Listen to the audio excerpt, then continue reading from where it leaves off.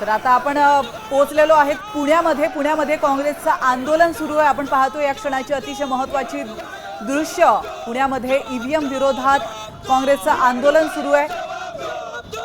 राहुल ठाकरे यांनी निवडणूक आयोग आणि भाजप विरोधात अनेक मोठमोठे आरोप केलेले आहेत, मोठे दावे केलेले आहेत आणि त्या पार्श्वभूमीवर आता संपूर्ण देशातच काँग्रेस रस्त्यावर उतरली आहे।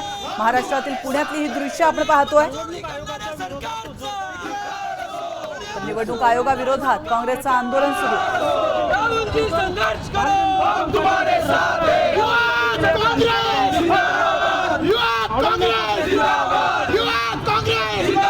राहुल गांधी आगे बढ़ो, हम तुम्हारे साथ हैं। राहुल गांधी आगे बढ़ो, हम तुम्हारे साथ हैं। चोर है मोदी, मोदी सरकार चोर है, मोदी सरकार चोर है। बालगंधर्व चौकामध्ये युवक काँग्रेसने आंदोलन सुरू केलेलं आहे आणि रास्ता रोको या ठिकाणी करण्यात आलेला आपल्याला पाहायला मिळतोय। रास्ता रोको केलाय काल जे आमच्या आदरणीय नेता राहुल गांधींनी महादेवपुरा बेंगलोर इथल्या लोकसभा मतदारसंघात जवळजवळ 1 लाख मत चोरी झाल्याचा आरोप केलेला आहे, ते पुराव्यानिशी प्रेस कॉन्फरन्स घेऊन सादर केलेलं आहे। तर त्याच्यासाठी निवडणूक आयोगाने जे उत्तर दिले ते सरासर सपशेल खोटं आहे आणि नेहमी जेव्हा Rahulji Gandhi election commission of इंडियावरती आरोप करतात कुठल्याही प्रकारचा, हे भाजपची जी मंडळी आहे हे ते त्यांचं प्रवक्ते म्हणून का काम करतात। आणि माझं माननीय देवेंद्र फडणवीस यांना विनंती आहे, ते वकील आहेत, त्यांना जर कुठल्याही तरी गोष्टीमध्ये वकिली करायची एवढीच हौस असेल तर त्यांनी बाबा सीएम पदाचा राजीनामा देऊन वकिली पेशाच स्वीकारावा का, म्हणून ते सीएम पदावरती विराजमान आहेत।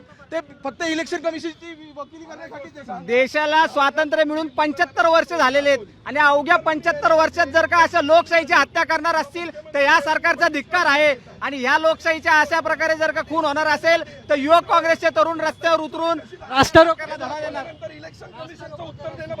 आम्ही या देशाला 11 वर्षापासून जे गंडवतायत, जे मोदी सरकार गंडवत आहे आणि हे जे तीन दोडके भाऊ जे सत्तेत बसलेले आहेत महाराष्ट्रामध्ये, हे पण वोट चोरी करून बसलेले आहेत। लाडक्या बहिणींच्या नावाखाली हे जे 3 दोडके भाऊ बसलेले आहेत ते पण चोरी करून बसलेले आहेत। त्यांना हे दाखवण्यासाठी की तुम्ही चोर आहात हे दाखवण्यासाठी आम्ही रस्त्यावर आलेलो आहोत।